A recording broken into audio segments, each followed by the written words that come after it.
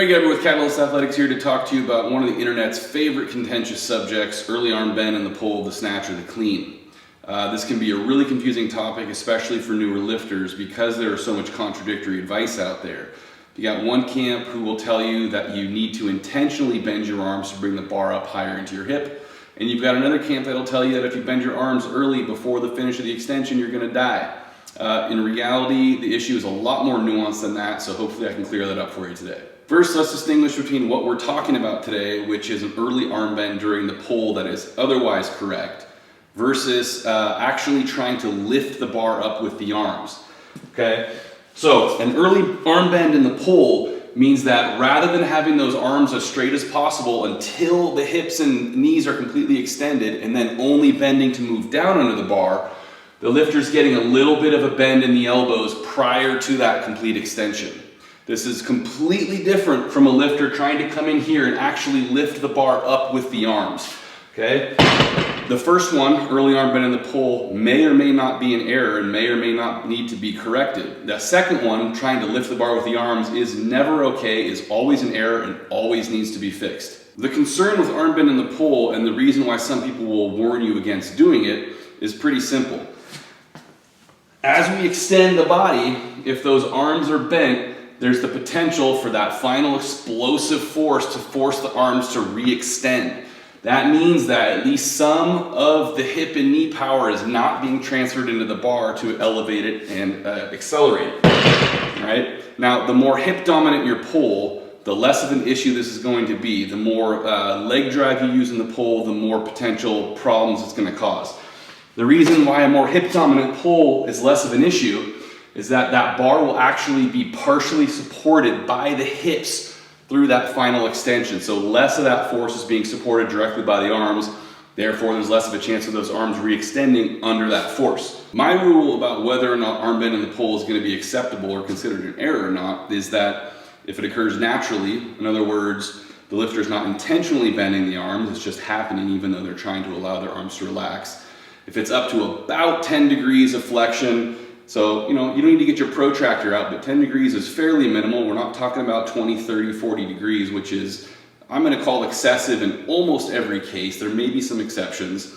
If it's not the result of a preceding error, in other words, that arm bend is not a compensation for something you've done wrong previously in the lift, if there is no observable re-extension of the arms during the pull, in other words, you don't start with 10 degrees and finish with 3 degrees or 0 degrees.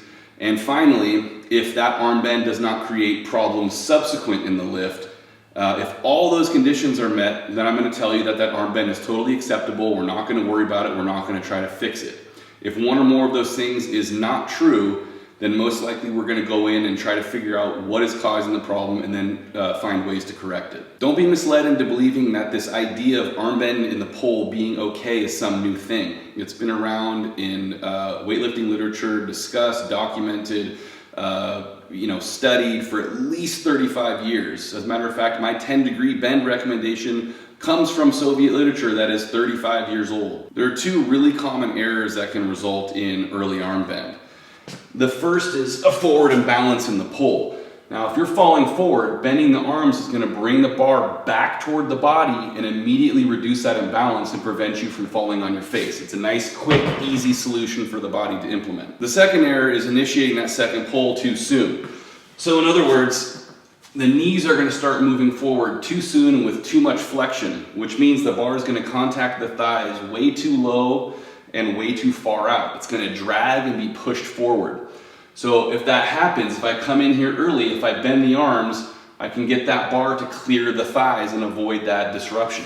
This early arm bend error is a lot more common in the clean because of the narrower grip. So because that narrower grip is going to place the bar lower on the body than that snatch grip will, which will put it right in your hip unless you have really odd proportions, that means that naturally those thighs will come in a little bit earlier, a little bit farther forward. So by bending the arms, you're going to get that clearance and get the bar toward the hip more where it's not going to get disrupted. Now, of course, the obvious solution to these two problems is to retrain yourself to maintain proper balance in the pull, the snatch and the clean, and to make sure you have proper timing of the initiation of that second pull, especially in the clean, where it's going to be even more common and easier to come in too early with the legs or to open up the hips because that weight is heavier, but also because that bar is going to hit lower on the thigh naturally. So even more important in the clean to really time that, stay over the bar longer, and really wait, have that discipline and that patience to initiate the second pull later. A really simple mistake that can result in early arm bend unintentionally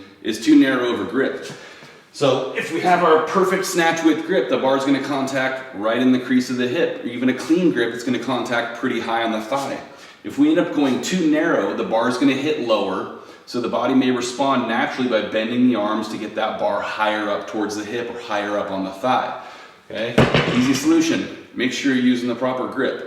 Now, if you have really long arms and a short torso, for example, you have proportions that won't allow you to use the quote-unquote optimal grip, then the other option for you, besides bending the arms, is as you come in here to actually shrug back and up a little bit. Okay, so those arms can stay long, but we shrug that bar up, and you can see how much distance that gets on my thigh. Okay, without bending the arms one bit, just bringing those shoulder blades back primarily, a little bit up, is going to get that bar much higher toward my hip.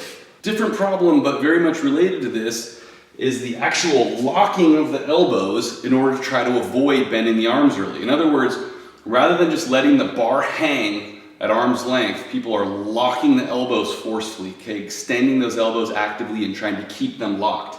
And this creates its own set of problems, primarily that the bar is going to tend to swing away because we can't react fast enough to bring that bar in and control it.